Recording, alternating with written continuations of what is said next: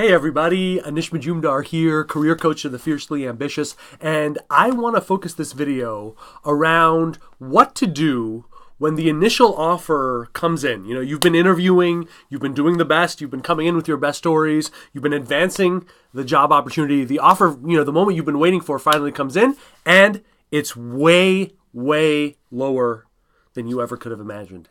In fact, it's shockingly low. What can you do? What actions can you take? So the first thing I would really suggest here, assume positive intent. Don't just make the mistake that so many people do is they have expectations. You are very clear, for example, that the role that you're after is going to carry, a compensation level of $160,000 to $170,000, and it comes in and it's like 130, right? Or 120.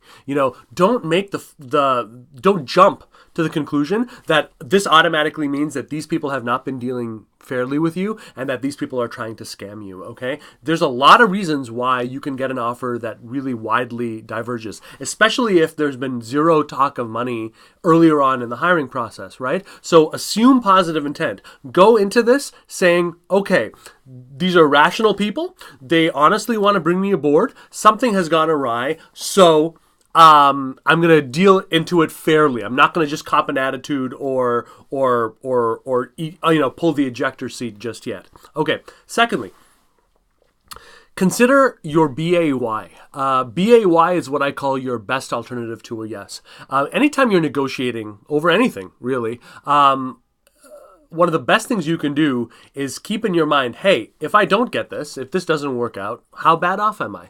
If you're in the midst of a job search and you've been searching for 8 months and there's been no real bites or no real nibbles and you receive a job offer, well, you have to take that stronger. You have to take that in a different way than someone who is already making tons of money and just has a job offer fall into their lap, right? You have a weaker BAY, or best alternative to a yes. You have to take that into consideration when you get a low-ball offer. If your overall level of activity and momentum is good in your career and you don't really need this role and you get this low-ball role and you haven't been crazy about some of the things that you've been hearing about the job right earlier on in the interview, well, maybe it's not even worth renegotiating. Maybe it's not even worth having that conversation. Maybe just a polite bow out is the way to go. However, if your BAY is weaker or if you feel that there's still something very much worth salvaging here, then yes, it should be worth a challenge to set up that meeting, set up that call. Face-to-face is always better, by the way, and see about negotiating this. Okay. Here's where my advice, I think, differs from a lot of people. When you're really dealing with a lowball offer, and I'm not saying okay, it's off by $5,000, or $7,000 or $10,000, whatever it is, depending on your scale. If it's a relatively minor shortfall, this doesn't apply. If it's truly a lowball offer, don't try to negotiate it because your odds of getting it up to a place where you'd be happy are infinitesimally small if you just keep it as an offer. The trick is to say to yourself, okay, where did things go awry earlier in the process? Find common agreement with this hiring manager at that place of common agreement and rebuild back up to a fresh offer, right? So here's what I would want to do. In my mind, there's 2 major phases once you get into a face-to-face, right? Yes, the resume and stuff happens earlier on, but once you're directly involved, roughly speaking, there's a building credibility phase. That's the phase that is the lead off from whatever attracted them to you in the first place, right? Whether it's parts of your resume, your work history, you guys are going over basic fit, your skill set, so on. And the second part of it is the moving to an offer. That's when they're no longer concerned about your credibility per se.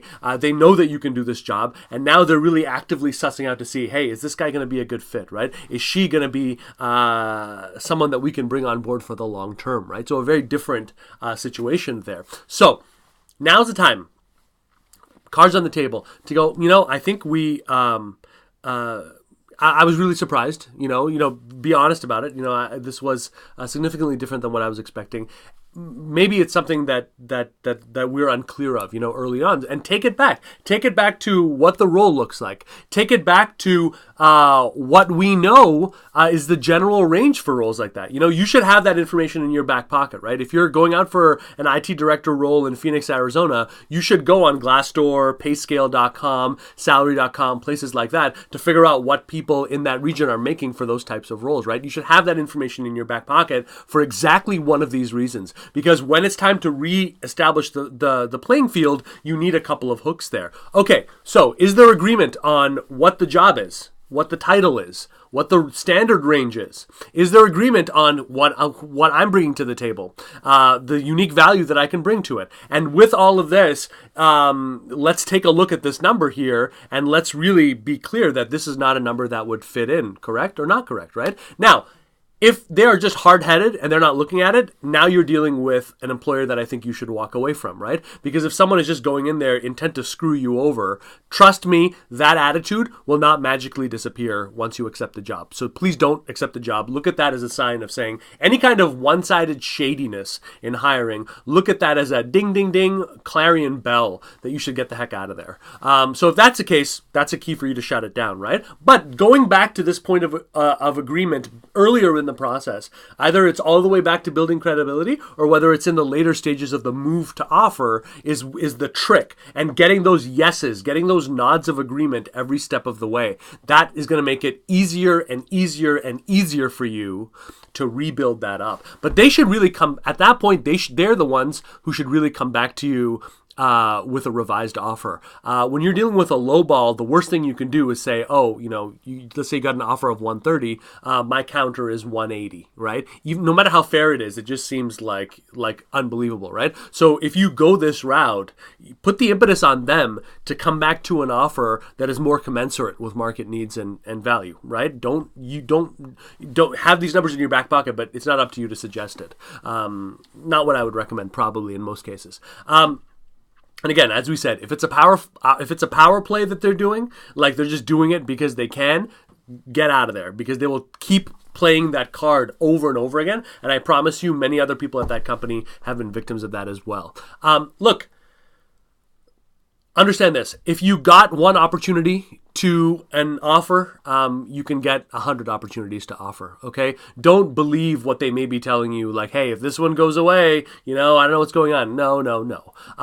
This is where they show their cards. They need you. They are making an offer, okay? And so stand up for what you feel is worth, Stand up for what you feel you absolutely deserve. Most people, and this is me speaking both as a career coach and someone who's studied job seekers now for over a decade, most people, regardless of how qualified they are, undersell themselves. So I promise you that there is that wiggle room there. And in the context of the value that you provide to an organization, it's a drop in the bucket. So stand up for yourself, be diligent, assume positive intent, get it back to a place of common agreement. If it's a power play, leave, and don't be afraid to really be your own champion, because you got this far and you can take it the rest of the way if it's meant to be.